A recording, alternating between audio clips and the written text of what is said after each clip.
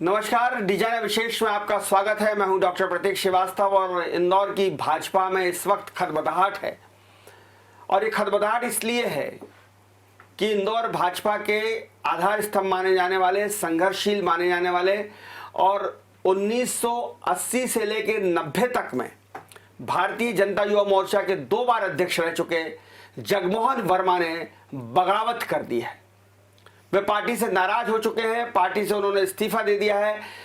चर्चा है कि वो शिवसेना में जाने वाले हैं। और जो कभी सावेर क्षेत्र की रग रग से वाकिफ थे, जिन्होंने कई बार सावेर के चुनावी संघर्ष मैदान में प्रकाश सोनकर के साथ कंधे से कंधा मिलाकर काम किया है, प्रकाश सोनकर जिनके मित्र भी थे, नेता भी थे, और जिन प्रकाश सोनकर की विजय की रणनीति बनाने वाले जगमोहन इस वक्त भारतीय जनता पार्टी में उपेक्षित हैं, सावेर में उपेक्षित हैं। और अपनी उपेक्षा से नाराज होकर उन्होंने भारतीय जनता पार्टी को टाटा बाय बाय कर दिया है। हालांकि भारतीय जनता पार्टी के तमाम नेता उन्हें मनाने की कोशिश कर रहे हैं। उमेश शर्मा उनके घर गए थे, आकाश विजयवर्गीय और गौरव नंदे भी उनके घर गए थे। जवाब उनकी पत्नी ने दिया कि तुम लोग तो मेरे बच्चे से भी छोटी उम्र के हो, तुम क्या बात करने आए हो। ये बताता है कि भारतीय जनता पार्टी जगमोहन वर्मा की बगावत को किस तरह से ले रही है और जगमोहन वर्मा क्या रणनीति बना रहे हैं और क्या उनके दिल में है, क्या उनके दिमाग में है। जिस भारतीय जनता पार्टी के लिए उन्होंने 50 बार पुलिस की लाठियां खाई हैं, जिस भारतीय जनता पार्टी के लिए वो सड़क पर उतर कर संघर्ष किया करते थे, जिस भारतीय जनता पार्टी के लिए वो कलेक्टर और एसपी का घेराव किया करते थे, आज उस भारतीय जनता पार्टी को वो छोड़ने के लिए क्यों मजबूर हुए हैं। जगमोहन जी, आपका बहुत स्वागत है। धन्यवाद। और सबसे पहले तो जगमोहन भाई, मैंने आपका संघर्ष देखा है 1980 से 90 के दौरान। शायद ही ऐसा कोई महीना जाता हो जब आप सहयोगिता का थाने का घेराव ना करते हो, एसपी कार्यालय का घेराव ना करते हो, कलेक्टर का घेराव ना करते हो। शिवराज सिंह चौहान आपके अध्यक्ष हुआ करते थे प्रदेश में, और इंदौर में आप अध्यक्ष हुआ करते थे। और दिग्विजय सिंह सरकार को हिलाने का काम जो युवा मोर्चा करती थी उसमें आप अग्रणी थे। कभी आपने सोचा था कि जिस पार्टी के लिए आप पुलिस की लाठियां खा रहे हैं, मैंने आपको लाठियां खाते हुए, झेलते हुए देखा है। आपको याद होगा सहयोगिता थाने के सामने आपके ऊपर लाठी चार्ज हुआ था, मैं उस वक्त मौजूद था। कभी आपने सोचा था कि जिस पार्टी के लिए आप लाठियां खा रहे हैं, एक दिन आपको वही पार्टी छोड़ना पड़ेगी? ये तो कभी नहीं सोचा था, लेकिन अभी भी मैं अपने लिए नहीं लड़ा, मैंने अपनी बात नहीं रखी। मैं कुछ मांग नहीं रहा हूँ। जो हमालों का रोजगार छीन लिया है, उन गरीबों का, पीड़ित का, शोषित का जो हमाल है, उनके 13 महीने तक इस पार्टी ने और इस सरकार ने, भाजपा की सरकार ने उनके काम चालू नहीं करा है। जबकि वहीं कांग्रेस की जो संस्थाएं, कांग्रेस की जो समर्थित हमाल संघ की संस्थाएं हैं, उनका कार्य आज भी कमलनाथ सरकार के बाद चल रहा है। लेकिन जो भारतीय जनता पार्टी की 5 संस्थाएं हैं जो समर्पित हैं, समर्थित हैं भारतीय जनता पार्टी की, उनके आज भूखे बच्चे, उनके बीवी आज बेकार, बेरोजगार हैं। उनके सारे त्योहार बेकार चले गए। शायद नहीं, व्यापारी कहता है कि हमाल संघ गुंडागिर्दी करता है, और व्यापारी कह रहा है कि हमने हमाल संघ जब ये खड़ी कराई, जो एक तरह की दादागिरी खड़ी कराई, यानी दादागिरी, इस दादागिरी को हमने बंद किया तो 25% व्यापार बढ़ गया, 25% टैक्सेस बढ़ गए। वो आपको गुंडा बता रहे हैं व्यापारी। मैं आपसे ये कहना चाहूंगा कि अगर हम गुंडे होते तो 35 साल में हमारे खिलाफ पुलिस में मामले तो दर्ज होते। यहाँ पुलिस थाना है, यहाँ सीएसपी है, यहाँ एडिशनल एसपी है, यहाँ एसपी है, यहाँ डीआईजी है, यहाँ आईजी है। वहाँ व्यापारी क्यों नहीं गए? हमालों के झगड़ा ही नहीं हुआ। झगड़े हुए, मर्डर तक हुए हमालों के आपस में। ये हुए हैं आपके सियागंज और वेयर हाउस में। हमारा जो क्षेत्र है, पालदा, उद्योगनगर, दूधिया, देवगुड़ाड़िया, पत्थर मुंडला, नायता मुंडला, ये हमारा क्षेत्र है। यहाँ हमारी 15 संस्थाएं, 15 संस्थाओं में लगभग 10,000 परिवार के सदस्य पलते हैं। मैं आपसे कहना चाहूंगा कि आप इतने जागरूक व्यापारी हैं, तो आप पुलिस में रिपोर्ट करने किसने रोका था आपको? ये जो पिछला झगड़ा हुआ, आपकी दादागिरी, आपका बाहुबल उनको रोकता है पुलिस में रिपोर्ट ये जो आज जो झगड़ा हुआ वो भी हमाल का हमाल से, और उसमें आरोपी भी हमाल है और फरियादी भी हमाल है। आप पता कर लें। नहीं, वो व्यापारी कहते हैं कि आपकी इतनी दादागिरी हो जाती है कि आप ही गाड़ी खड़ी करवाएंगे, आप ही हमको एक निश्चित हमालों से सामान। हमारी दादागिरी नहीं है, हमारी दादागिरी नहीं है, हमारी संस्था रजिस्टर्ड है। सारी 15 की 15 संस्थाएं श्रम विभाग से रजिस्टर्ड हैं। हमारे क्षेत्र उसमें निर्धारित हैं, हम उन क्षेत्र में काम करते हैं। हमारे संस्था में कोई भी असामाजिक तत्व नहीं है। किसी भी हमारी संस्था के हमाल का कभी भी किसी भी व्यापारी से झगड़ा नहीं हुआ। और तो और हम व्यापारियों को बचाते थे, पेमेंट के बारे में कभी कोई विवाद होता था तो हमारे हमाल भाई इनको रोकते थे। नहीं, व्यापारी का ये कहना है जगमोहन भाई कि 1500 रुपए एक मान लीजिए ट्रक खाली करने के लिए दिए, तो उसमें से 300 रुपए उस मजदूर को हम्माल को मिलते हैं, 1200 रुपए आप जो हम्मालों के नेता है हम्माल संघ ये रख लेता है। प्रतीक भाई, ये उनका कहना गलत है। जो माल बाहर से आता है उसका पेमेंट वो भी व्यापारी करता है जिसका माल यहाँ आया, या फिर वो ट्रांसपोर्टर करता है। इनको हमारे ये मेहनत मजदूरी का पैसा दिखने लगा, इसलिए ये व्यापारी सोच रहे हैं कि हम अपने मिलों में, हम अपने कारखाने में, हम अपनी फैक्ट्री में हमालों को रखें नौकरी पर, और उनसे ये ट्रक वगैरह जो भी गाड़ी आती है उससे खाली कराएं और पैसे हमारी जेब में जाएं। तो मतलब आज हमालों को रोजगार तो मिल रहा है, हमारे को रोजगार तो मिल रहा है ना। हम इतने साल से रोजगार करें, हमसे शिकायत क्या है? हमने कभी दादागिरी से रेट नहीं बढ़ाए, हमने कभी इन पे कोई जुल्म नहीं किया व्यापारियों को। हमाल संघ के मुद्दे से आपने इतने साल का अपना लंबा राजनीतिक कैरियर, आप रेलवे सलाहकार समिति का हमेशा कुछ ना कुछ सदस्य रहे। सुमित्रा महाजन हमेशा रेलवे के मामले में आपसे बात करती थी, 8 बार की सांसद रही। प्रकाश सोनकर के आप सबसे राइट हैंड माने जाते थे। भारतीय जनता पार्टी के आप 2 बार युवा मोर्चा के अध्यक्ष रहे। आपको कल्याण देवांग, सुदर्शन गुप्ता, उमेश शर्मा जैसे नेता आपने शहर को दिए, आपने उनको तैयार किया है। आप भारतीय जनता पार्टी के इतने समर्पित कार्यकर्ता, एक हमाल संघ के मुद्दे पर आपने पार्टी छोड़ दी, पार्टी का हमाल से लेना देना क्या? भाई आपकी जानकारी गलत है। जब मधुकर वर्मा कांग्रेस के महापौर हुआ करते थे, मेरे हाथ के युवा मोर्चे के 30 पार्षद थे उस समय, और आप इन हमाल संघ की बात कर रहे हैं। मैं उन गरीब लोगों के लिए लड़ रहा हूँ, मैं उन शोषित लोगों के लिए लड़ रहा हूँ, और मैं खुद भी मल्टी स्टार संघ का संरक्षक हूँ। जब से ये संस्था बनी है 35 साल हो गए, ये संस्था का निर्माण मैंने किया। भारतीय जनता पार्टी क्या भूमिका हमाल संघ में? अगर ये व्यापारी और हमालों के बीच में मामला, सरकार की इसमें क्या भूमिका है? भाई मेरे को व्यापारी, मुझे आपसे माल अपना नहीं उतरवाना। नहीं, भारतीय जनता पार्टी के हमारे नगर के अध्यक्ष गौरव रणदीवे इस मामले में बीच में थे, हमारे सांसद शंकर ललवानी इस मामले में बीच में थे, हमारे पूर्व मंत्री विधायक महेंद्र हाडिया इसमें थे, बीच में थे, हमारे आईडीआई के पूर्व अध्यक्ष और मधु वर्मा हमारे बीच में, हमारे पीछे थे। इसके पीछे जिला भारतीय जनता पार्टी के रवि रावलिया हमारे साथ थे। ये संघर्ष 13 महीने से चल रहा है, लेकिन भारतीय जनता पार्टी के किसी भी नेता ने, किसी भी कार्यकर्ता ने, सरकार के कोई व्यक्ति ने हमारी सुध नहीं ली। हमारे घर में आटा है कि नहीं, हमारे घर में दाल है कि नहीं, हमारे घर में दूध है कि नहीं। इतने नाम लिए ना, ये सब भारतीय जनता पार्टी के लोग ही तो हैं जो आपका साथ दे रहे हैं। नहीं, इन्होंने कोशिश की कि हमारी समस्याओं का निदान हो जाए, लेकिन व्यापारी गलत बात करके, उनको गुमराह करके, अब खड़ी कराई का जो परिभाषा आप देते हैं, क्या परिभाषा है प्रतीक भाई? मैं आपसे पूछता हूँ, खड़ी कराई की परिभाषा आप ही बता दें। व्यापारी जो बता रहे हैं, मैं वही परिभाषा बता, व्यापारी जो आपको बताइए, व्यापारी परिभाषा ये बताते हैं खड़ी कराई का ये है कि गाड़ी आई तो हमको एक पर्टिकुलर जो संगठन है जिसके परिचय पत्र बटे हैं उसी से वो माल उतरवाना पड़ेगा, और वो उनकी दादागिरी है, वो उतारे जितना भी पैसे ज्यादा लेते हैं माल की और दादागिरी करते हैं। तो कोई दूसरा हमाल आ जाए तो मारापीटी करते हैं। दाल मिल पालदा के अंदर एक व्यापारी के लड़के के साथ मारपीट की, खड़ी कराई के मामले में उसने वीडियो बनाया, वहीं से विवाद शुरू हुआ। अब मैं आपको बताना चाहूंगा कि हमें टेलीफोन करके बुलाया जाता है, हम जबरदस्ती किसी के गाड़ी खरीद करने नहीं जाते हैं। हमारे ऑफिस में टेलीफोन है, और जितनी संस्था सबके ऑफिस में टेलीफोन है। जिनके यहाँ गाड़ी आती है, जिस मिनट में गाड़ी आती है, वो टेलीफोन करके हमालों को बुलाते हैं। और उनका ये भी कहना व्यापारियों का कि हमारी गाड़ियों को घंटे घंटे खड़ा किया जाता है। तो घंटे घंटे इसलिए खड़ा रखते हैं ये लोग कि इनके माल के भाव की ऊंची नीच होती रहती है, ये भाव की धारा को देखते हैं।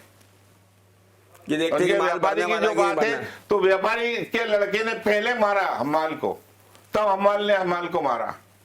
व्यापारी से कोई झगड़ा नहीं हमारा। जगमोहन भाई, भारतीय जनता पार्टी जो पुरानी भारतीय जनता पार्टी थी जिसमें आप थे, जिसमें संघर्ष आप करते थे, मैंने तो आपको संघर्ष करते हुए देखा है। उस भारतीय जनता पार्टी और आज की भारतीय जनता पार्टी में क्या अंतर आ गया? जमीन आसमान का फर्क है। क्या आज मेरे परिवार में भी जमीन आसमान के फर्क है, आपके परिवार में भी जमीन आसमान का फर्क है। पहले हमारे बच्चे हमारे चरण स्पर्श करते थे, आज तो हमारे बच्चे हमारी तरफ देखते भी नहीं है। सुबह उठे चल दिए, संस्कार और समय की बात है।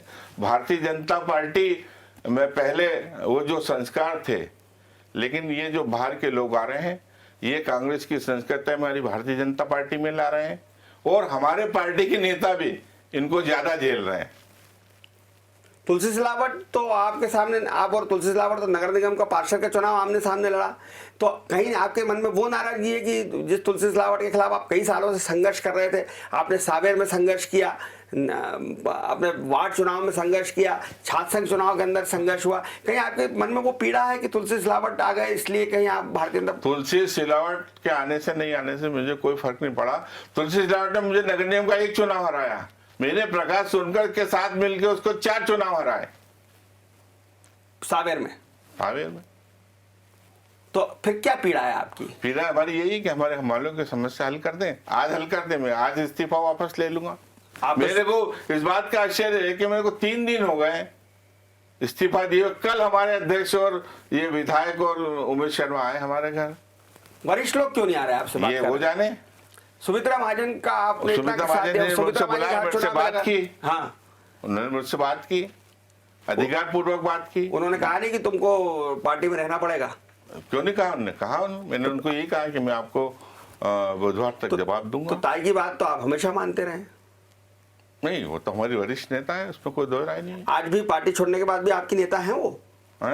पार्टी छोड़ने के बाद भी आपकी नेता है, पार्टी से इस्तीफा दे दिया आपने। जन्मदाता को कौन भूलता है? मैं कहीं भी जाऊंगा, भारतीय जनता पार्टी मेरी जन्मदाता खिलाई जाएगी कि भारतीय जनता पार्टी से आई है। आप तो शिवसेना में जा रहे हैं ना? नहीं, मेरी उनसे चर्चा चल रही है। आपने उनका दुपट्टा पहन लिया? नहीं, वो मैं उनके यहाँ से चर्चा करने का, उन्होंने दुपट्टा पहना दिया मुझे और फोटो ले लिया और सोशल मीडिया कर दिया। मैंने को उनको लिख के दिया कि मैं भारतीय जनता पार्टी छोड़ के शिवसेना में शामिल हो रहा हूँ। ये तो क्या करेंगे आप? सावेर से चुनाव लड़ेंगे? नहीं, ये मैं कल तय करूंगा कि मुझे चुनाव लड़ना है कि नहीं लड़ना, निर्दलीय लड़ना कि शिवसेना से लड़ना, कहाँ से लड़ना, ये मैं कल तय करके आपको परसों सुबह बताऊंगा और सबसे पहले फोन आपको करूंगा। धन्यवाद, आप मुझे इतना महत्व देंगे कि सबसे पहला फोन मुझे करेंगे। लेकिन जगमोहन भाई, सावेर की पूरी चुनावी रणनीति को आप जानते हैं, सावेर के मोहल्लों को आप जानते हैं, सावेर के गांव को आप जानते हैं। आपने बहुत सारे चुनाव वहाँ लड़े हैं, जीते हैं, हारे हैं। प्रेमचंद गुंडू के सामने भी आपने चुनाव लड़ा है और तुलसी सिलावट के सामने आप खुद ही कह रहे हैं कि 4 चुनाव आपने लड़े हैं। तो क्या जब प्रकाश सोनकर का असामयिक निधन हो गया, उस उपचुनाव में आपको नहीं लगता कि भारतीय जनता पार्टी के पास जो सर्वाधिक सबसे श्रेष्ठ उम्मीदवार था वो आप थे, आपको टिकट दिया जाना चाहिए था? क्योंकि आप प्रकाश सोनकर के साथ एक गांव में जाते थे, लेकिन पार्टी ने आपको नहीं चुना, संतोष मालवीय को टिकट दिया। ये पीड़ा है आपको कभी ना कभी, कहीं ना कहीं? ये पीड़ा भी और मैं अपने आप को गलती भी मानता हूँ, क्योंकि प्रतीक भाई आप मुझे शुरू से देख रहे हैं, मैं बहुत बेबाक बोलने वाला आदमी हूँ। मैं बोले साफ सुथरी बात करता हूँ, चाहे मेरा व्यवहारिक जीवन है या राजनीतिक जीवन है। राजनीति में भी कोई व्यक्ति अगर मेरे पास कोई काम लेके आता है तो अगर वो काम होने जैसा होगा तो मैं हाँ भर दूंगा, नहीं होने जैसा मना कर दूंगा। ये मेरी आदत में और मैं आदत को बदल नहीं सकता। और इस आदत का कितना नुकसान हुआ मैं समझता हूँ, लेकिन आज के समय में किसी को भी साफ बात करना, स्पष्ट बोलना, उसकी गलती बताना, यानी आप एक नया दुश्मन खड़ा करना, ऐसी बात है ये। तो आज मेरे बच्चे को मेरी गलती बता देता हूँ तो वो भी नाराज हो जाता है। तो क्यों टिकट नहीं दिया उस समय आपको? अब ये पार्टी वाले जाने की मुझे टिकट पर आपको कहीं ना कहीं आप दावेदार थे उस समय? क्यों नहीं था, बिल्कुल दावेदार था मैं। लेकिन बताते हैं कि सोनकर परिवार ने सबसे ज्यादा आपका विरोध किया उस समय। नहीं, हमारे सीएम जो चाहते थे कि प्रकाश सोनकर के मरने के बाद जो सहानुभूति सोनकर परिवार को मिले, इसलिए उनका झुकाव सोनकर परिवार की ओर था। और संतोष मालवीय को इसलिए टिकट दिया गया था कि भलाई समाज के वहां उस समय करीब लगभग 20,000 वोट थे, आज तो बहुत ज्यादा वोट हो गए। मेरे को दुख भी इस बात का है कि आज भलाई समाज के लोगों को भारतीय जनता पार्टी ने अपने किसी कार्यक्रम में या चुनाव के किसी भी कैंपेन में उनको शामिल नहीं किया है। आज जितने भी लोग भारतीय जनता पार्टी का वहां काम कर रहे हैं वो आज तक सावेर विधानसभा में कभी नहीं गए। रमेश वेंदुला सावेर विधानसभा में कभी नहीं गए, ये कहना चाहते हैं? नहीं गए कभी, ये तो चुनाव था तो गए। मधु वर्मा कभी नहीं गए, उषा ठाकुर भी कभी नहीं गई, सुदर्शन गुप्ता नहीं गए। तो इनको पहचानेगा कौन वहां? तो मालवीय समाज को, भलाई समाज को ये भारतीय जनता पार्टी उनसे दूरी क्यों बना रही है? हाँ, ये तो वो वरिष्ठ नेता क्या खटीकों का प्रभाव ज्यादा है, ऐसा माना जाए? खटीक तो है नहीं, उससे ज्यादा तो हमारे पासी समाज के लोग हैं। भारतीय जनता पार्टी में खटीक पार्टी हो गई, ऐसा नहीं लगता आपको? भारतीय जनता पार्टी हमारे जिले का अध्यक्ष खटीक, हमारे उम्मीदवार खटीक, हमारे सह संयोजक खट्टिक, तो आपने पार्टी छोड़ दी, लेकिन अभी भी आप हमारे हमारे बोल रहे हो, मतलब कहीं ना कहीं दिल से आप अभी भाजपा से दूर नहीं हुए। एकदम से जुबान नहीं बदलेगी ना, एकदम से जुबान दिल में दिमाग में अभी भी भाजपा है, ऐसा लगता है मुझे। भाई अभी मैं जब 40 साल से इस पार्टी में रहा हूँ तो एकदम से मेरी जुबान तो बदलना नहीं, और मैंने तो कल तक का समय दिया है, कल तक तो बोल ही सकता हूँ। मुझे आपकी जो भाषा है, आपका जो मन देख रहा हूं मैं, आपकी आंखों में भारतीय जनता पार्टी की बात करते वक्त जो आंखें आपकी पनीली हो गई, जिसमें पानी सा आ रहा है, मुझे ऐसा लगता है कि आप भारतीय जनता पार्टी छोड़ के जाएंगे नहीं। नहीं, आपको लगता होगा, लेकिन मैं तो छोड़ चुका हूँ। हम एक मकान में रहते हैं, उस मकान को जब खाली करते हैं ना, तब भी हमारा मन उदास हो जाता है कि यार इस मकान में मैं कितने साल से रहा हूँ, यहाँ मेरी कितनी यादें बसी हैं। तो मैं तो भारतीय जनता पार्टी का लड़ाकू नेता रहा हूँ। मन दुख रहा है? मन दुखेगा, क्यों नहीं दुखेगा। वो बहुत मामूली बात के लिए दुख रहा है। मैंने कोई पद नहीं मांगा, आज तक कोई नेता बोल नहीं सकता कि मैं किसी पद के लिए गया हूँ। मेरे साथ कितना भी अन्याय होता रहा। भारतीय जनता युवा मोर्चे का मैं जब नगर अध्यक्ष था, मुझे आज तक मेन लाइन में नहीं जोड़ा गया, जबकि मेरे बाद जितने भी अध्यक्ष भारतीय जनता युवा मोर्चे के बने, उनको भारतीय जनता पार्टी इंदौर नगर ने अपना पदाधिकारी बनाया, चाहे उसको महामंत्री बनाया, चाहे अध्यक्ष बनाया, चाहे विधायक बनाया। लेकिन मैं एक ऐसा शख्स भारतीय जनता युवा मोर्चे का हूँ जिसे मुझे भारतीय जनता पार्टी ने तवज्जो नहीं दी, उसकी भी मैंने कभी शिकायत नहीं की। शिकायत आज मैंने इस बात की कि इन 13 महीने से ये हमारे हमाल साथी आज बेरोजगार हो गए, इनके परिवार की क्या दुर्दशा है। भारतीय जनता पार्टी का कोई भी नेता, सरकार का कोई भी व्यक्ति इनके बीच नहीं गया। और तो और पुलिस का सहारा लेकर व्यापारी, उन्होंने अपने कारखानों में पुलिस के रंग का फ्लेक्स लगा रखे हैं। एक एक कारखाने, एक एक फैक्ट्री में फ्लेक्स लगा हुआ। ये कहाँ का न्याय संगत है? क्या पुलिस इनकी हो गई है? ये पुलिस का रंग इनका हो गया है। आज तक इंदौर में इतने बड़े कांड हुए, चाहे सांबरदारी दंगा हो या दूसरे कुछ भी मामले हुए, कभी ऐसा नहीं हुआ कि पुलिस ने वहां इस तरह के फ्लेक्स लगाए, बोर्ड लगाए। जगमोहन भाई, भारतीय जनता पार्टी के नगर अध्यक्ष ऐसे लोग बने जो मूल विचारधारा से भारतीय जनता पार्टी के नहीं थे। समाजवादी थे, भारतीय जनता पार्टी के नगर अध्यक्ष बन गए। कांग्रेस से आए, भारतीय जनता पार्टी के अध्यक्ष बन गए। कांग्रेस से आए, एनएसयूआई में काम किया, भारतीय जनता पार्टी के अध्यक्ष बन गए। आप खांटी भारतीय जनता पार्टी के शुरू से लेकर आखिर तक। ऐसा है, वो कहावत है, दूर के ढोल सुहाने लगते हैं। पास की छोटी सी ढबली में क्या परेशानी है? भाई घर की मुर्गी दाल बराबर, इसलिए आपको महत्व नहीं मिला। अब ये तो मुहावरा ही बता रहा हूं ना मैं आपको कि पार्टी यही समझती है कि घर की मुर्गी दाल। इसलिए प्रकाश सोनकर के जाने का नुकसान हुआ आपको? बिल्कुल हुआ। भारतीय जनता पार्टी के लोग ये समझते हैं कि जगमोहन वर्मा प्रकाश सोनकर का आदमी है, और जिस तरह से तांगे चलते थे जब हमारे शहर में, उस समय उनके जो घोड़े हुआ करते थे उनको गरम सला के लेकर नंबर डाल देते थे नगर निगम के लोग। तो ये ऐसा समझते हैं कि जगमोहन वर्मा का नंबर डला हुआ प्रकाश सोनकर। जगमोहन वर्मा प्रकाश सोनकर का घोड़ा है, इसलिए उसके ऊपर सील प्रकाश सोनकर की लगी है। इसलिए जगमोहन वर्मा को हमने ले लिया, चाहे पार्टी में या सरकार में, किसी निगम मंडल में, तो हम सबको खा जाएगा। क्योंकि राजनीति मेरा पेशा नहीं है, राजनीति में रुचि करता हूँ। आज भी मैं घर बेच के तमाशा देख रहा हूँ। आज भी मेरे परिवार के लोग बहुत संघर्ष कर रहे हैं। मेरा छोटा भाई कब्रसिद हो रहा है, लेकिन मैंने कभी अपने भाइयों के लिए, अपने बच्चों के लिए कभी नौकरी नहीं मांगी, कभी कोई पद नहीं मांगा। मैंने अपने लिए भी नहीं मांगा, आज भी नहीं मांगूंगा मैं। ये पार्टी को सोचना चाहिए।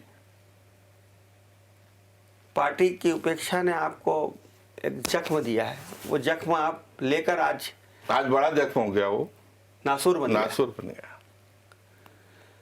क्या करे पार्टी आपके लिए कि आप थोड़ा सा, आपको ये जख्म पर मलहम लग जाए? क्या पार्टी आपको सिर्फ हम मालों की बात से काम हो जाएगा? मैं चाहूंगा इसको एक बार विस्तारी रूप से बंद कर लें। क्या आपको इससे जख्म, अगर हम मालों का काम हो जाएगा तो उससे बन जाएगा, या क्या तरीका होगा? बिल्कुल बिल्कुल बिल्कुल, आपने सही कहा कि अगर हम मालों की समस्या दूर होगी तो मुझको सबसे ज़्यादा सुकून मिलेगा कि मैंने गरीबों की मदद करी, मैंने शोषित की मदद की, मैंने पीड़ितों की मदद की, बहुत ज़्यादा सुकून मिलेगा। और प्रतीक भाई, मैं एक बात और बताना चाहूंगा इस अवसर पर। मैं उस बाप का बेटा हूं जिसने एमवार अस्पताल बनाया 1951 से 57 तक। मेरे पिताजी इतने ईमानदार थे कि उस समय ईंट उठा के नहीं लाते। मेरे पिताजी की उम्र, मैं बहुत छोटा था, 17-18 साल का, जब मैं प्रकाश सोनकर के साथ पढ़ता था, जब उनकी डेथ हुई थी। वो संस्कार मेरे में आज भी है। पार्टी के नाम से कभी मैंने किसी से पैसा नहीं लिया और दिया होगा। आपके पिताजी एमआर के ठेकेदार थे? जी, दो ठेकेदार थे, मेरे पिताजी और डॉक्टर गोपाल दास वसंत। इन्होंने मिलकर एमआर बनाया? जी, 51 से 57 तक बनाया। और ये जो भील कॉलोनी, आदिवासी कॉलोनी है मूसाखेड़ी में, ये एमआई की वजह से बसी है। मेरे पिताजी ये मजदूरों को वहाँ से लाए थे और ये मजदूर आज वहाँ के बसे हैं। मेरे पिताजी कॉन्ट्रैक्टर थे। इंदौर के जितने भी डैम है, जितने भी सिंचाई तालाब हैं, सब मेरे पिताजी के हाथ के हैं। तो वो जो एक निर्माण की प्रक्रिया रही, आपने पार्टी को बनाने में अपना योगदान दिया, पार्टी के लिए आप काम करते रहे।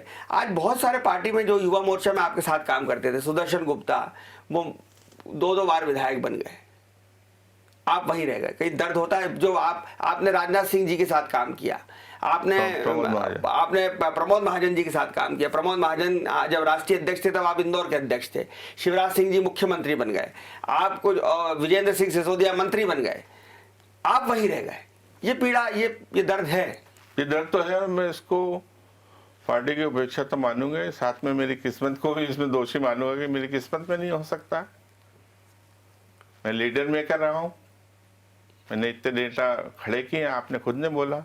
मैंने आपको बताया भी कि जब मधुकर वर्मा कांग्रेस से महापौर थे, जब 30 पार्षद मैंने हाथ के निकले हुए थे, जिन्होंने आपके साथ युवा मोर्चा में काम किया, और इनको मैंने प्रशिक्षण दिया। वो मानते हैं आपको वो लोग अभी भी? आजकल तो हमारी औलादी एहसानमंद नहीं होती। तो नहीं, उमेश शर्मा कल आपके पैर पड़ रहे थे, पैर पड़ के निवेदन कर रहे थे कि आ जाओ। खैर, ये उसका बड़प्पन है, उसने पैर चढ़ने स्पर्श किए हैं, ये उसका बड़प्पन है। क्योंकि मैंने ही सबसे पहले उसको चुनाव लड़ा था आर्ट्स कॉमर्स कॉलेज में, इसी तुलसी सिलावट के पैनल के खिलाफ। मैंने ही सबसे पहले युवा मोर्चे का वार्ड अध्यक्ष बनाया था, और मेरा ही रोल था जो ये नगर अध्यक्ष बने थे युवा मोर्चे। मंडल अध्यक्ष भी आपने ही बनाया था इनको? नहीं, युवा मोर्चा मंडल अध्यक्ष बनाया था कुछ? वार्ड अध्यक्ष। फिर उसके बाद मैंने अपने कार्यकाल में इनको मंत्री लिया था। उसके बाद मैंने इनको नगर अध्यक्ष के लिए सिफारिश की थी कि नगर अध्यक्ष उमेश शर्मा बने। तो उमेश शर्मा के कहने से भी आप कल पसीजे नहीं, पिघले नहीं? वो तो मेरा चेला है ना। चेले की बात गुरु मान लेता है कई बार। नहीं, आजकल चेला क्या कहते हैं, शकर हो गया और गुरु रह गए। तो क्या कहा आकाश विजयवर्गीय ने आपसे? वो आए तो आकाश विजयवर्गीय, कैलाश विजयवर्गीय, एक तरह से आप भी मान लीजिए ना कि आकाश विजयवर्गीय आए मतलब कैलाश विजयवर्गीय आपको मनाने आए हैं, रमेश मेंदोला आपको मनाने आए हैं। मेरी पत्नी ने कह दिया उनको कि आप तो बच्चे हैं, बच्चों से क्या बात करें हम। कैलाश जी आएंगे तो मान जाओगे? कैलाश जी आएंगे तो मान जाओगे? वो राष्ट्रीय महासचिव हैं, वो राष्ट्र की बात करें, इंदौर की बात कहाँ करेंगे? वो क्यों करेंगे? नहीं, आपके साथ ही रहे, आपके साथ। मैंने उनके साथ काम किया है, कोई तकलीफ नहीं है। उनने मेरे साथ काम किया है, उनके आंदोलन में गया, वो मेरे आंदोलन में गए। उनके साथ में राजनीति के में आरोपी बना, वो बने।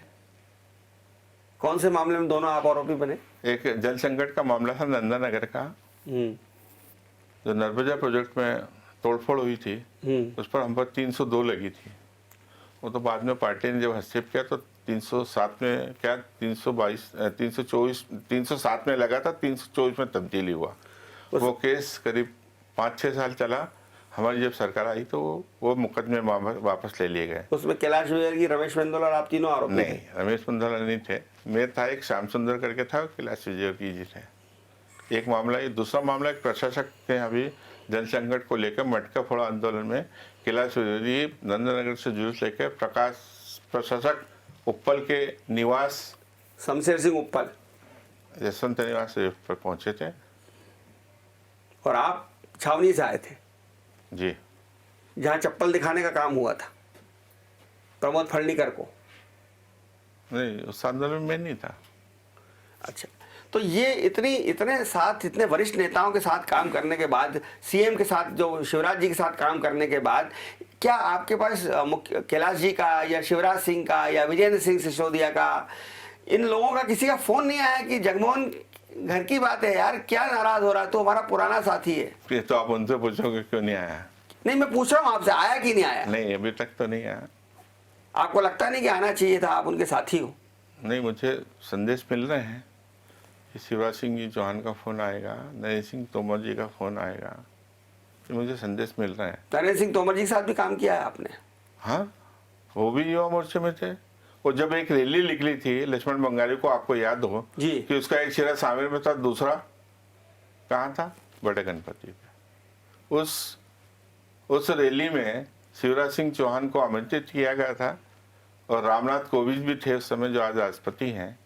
तो शिवराज सिंह जो नहीं आ पाए थे, नरेंद्र सिंह तोमर आए थे, वो पूरी रैली में थे। ये रामनाथ जी कोविंद जो राष्ट्रपति हैं, उस समय उनके साथ मैंने काम किया है भारतीय जनता पार्टी अनुसूचित जाति मोर्चे में। रामनाथ कोविंद, मैं एक चैनल में काम करता था, तो रामनाथ कोविंद को प्रकाश सोनकर लेकर आए थे हमारे यहाँ इंटरव्यू करवाने। तब वो शायद अनुसूचित जाति मोर्चा के अध्यक्ष हुआ करते, मैंने काम किया था। जी, अध्यक्ष करते थे।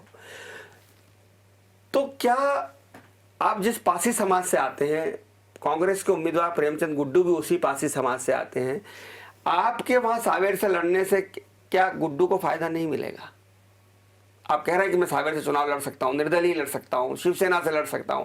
आप अगर सावेर से चुनाव लड़े तो क्या गुड्डू को फायदा मिलेगा? एक बात आपको ये बताना चाहूंगा, मैंने आपको पहले ही बताया कि मैं समाज से राजनीति में गया हूँ। गुड्डू भाई राजनीति से समाज में आए, क्योंकि पहले तो कामरेड नेता थे, जाति समाज को मानते नहीं थे। हाँ, हमारे समाज के लोग हैं, पालिया में है, अजनौर में है, चंद्रावतीगंज में। खट्टिक समाज के लोग कम है, हमारे लोग ज़्यादा हैं, क्योंकि हमारी जाति का व्यक्ति, चाहे हिंदुस्तान का कोई भी स्टेशन हो, रेलवे स्टेशन, वहाँ हमारी एक जाति का एक व्यक्ति मिल ही जाएगा आपको। क्या वजह उसकी? उसकी वजह ये थी कि हम लोग बेरोजगार हुआ करते थे। हम लोग जो हमारे समाज के लोग थे, उनके पास कोई व्यवसाय नहीं था, और उसमें बहुत से ऐसे मामले आपराधिक हुआ करते। तो सरकार ने कहा कि नहीं नहीं, इनको तो काम से लगाया जाए। धीरे धीरे रेलवे में उन्होंने उनको नौकरी दी। रेलवे के अलावा हमारी जाति के लोग और ज़्यादा किसी डिपार्टमेंट नहीं मिलेंगे। हाँ, मजदूर मिलेंगे आपको, छोटे मोटे कारोबार करते हुए मिलेंगे। और खट्टिक समाज भी कोई पासी समाज से अलग नहीं है, ये भी हमारी गोत्र हुआ करता था, लेकिन हम थोड़े इनसे सुपर हैं। पासी समाज ये थोड़ा हमारे से खट्टिक लोग लोअर हैं। हमारी भी जो पैदाइश है या जो हमारा वंशज है, कोई उत्तर प्रदेश का है, इनका भी उत्तर प्रदेश का है। इनके भी सिस्टम हमारे जैसे हैं, हमारे भी सिस्टम इनके जैसे हैं। तो ये जो चुनाव अगर आप लड़ेंगे सावेर से, जी, क्या उद्देश्य रहेगा आपको? एक बार फिर से तुलसी सिलावट को हराना है, जो जिससे आपकी बहुत 83 से राजनीतिक प्रतिद्वंदता चली आ रही है? मैंने भी आपको बोला कि उन्होंने मुझे एक चुनाव हराया, मैंने 4 चुनाव हराए। हाँ, तो वो प्रतिद्वंदिता तो है, वो कश्मकश, वो कहीं ना कहीं एक तनाव तो है आप दोनों के बीच। 2000 वोट ले आऊंगा तो नुकसान तो बीजेपी को ही होना है ना। सिर्फ 1000-2000 वोट ही मिलेंगे आपको? मैं अपनी औकात इतनी समझ रहा हूँ, फिर ज़्यादा मिल जाए तो अच्छा है। मैं आज बोल के चला रहा हूँ 5000 मिलेगा और मालूम पड़ा कि मुझे वोट ही नहीं मिले। जैसे हमारे रंजीत पहलवान चुनाव लड़े थे, बोले इतने 1000 वोट लाऊंगा, 34 पे गाड़ी अटक गई उनकी, 3400 पे। तो ज़्यादा अपने आप को क्यों वाक़ है अपन। बहुत धन्यवाद जगमोहन वर्मा, आप हमारे स्टूडियो में आए, दर्शकों से बात की। देखिए, जगमोहन वर्मा भावुक होते हैं जब वो पार्टी छोड़ने की बात करते हैं। उनकी आंखों में आंसू साफ दिखाई दे रहे थे इस वक्त बात करते हुए। उन्हें लग रहा था कि पार्टी छोड़ना कितना भारी काम है। जगमोहन वर्मा बहुत साफ गोई से कहते हैं कि मेरी औकात 1000-2000 वोट से ज़्यादा नहीं है।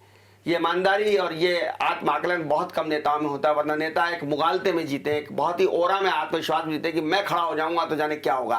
लेकिन जगमोहन वर्मा सच्चाई के साथ हैं। वो कहते हैं कि मेरी औकात 1000-2000 वोट से ज़्यादा नहीं है, और वो कहते हैं कि मेरे गरीब मजदूर हमाल भाइयों की सुन लो, मैं पार्टी में फिर से आ जाऊँगा। ये पहला ऐसा नेता है जो खुद के लिए पार्टी को नहीं छोड़ रहा है, हमालों, मजदूरों, दलितों, शोषितों, वंचितों और पीड़ितों के लिए पार्टी छोड़ रहा है। भारतीय जनता पार्टी को चाहिए कि अपने जो पुराने लोग हैं, जो नींव के पत्थर हैं, जो आधार स्तंभ हैं, उनका अगर सम्मान नहीं कर सकते हो तो कम से कम उन्हें इसे स्टूडियो में रोने के लिए मजबूर मत करो। देखते रहिए डिजाइना न्यूज़, खबरों का सिलसिला जारी है, जारी रहेगा। नमस्कार।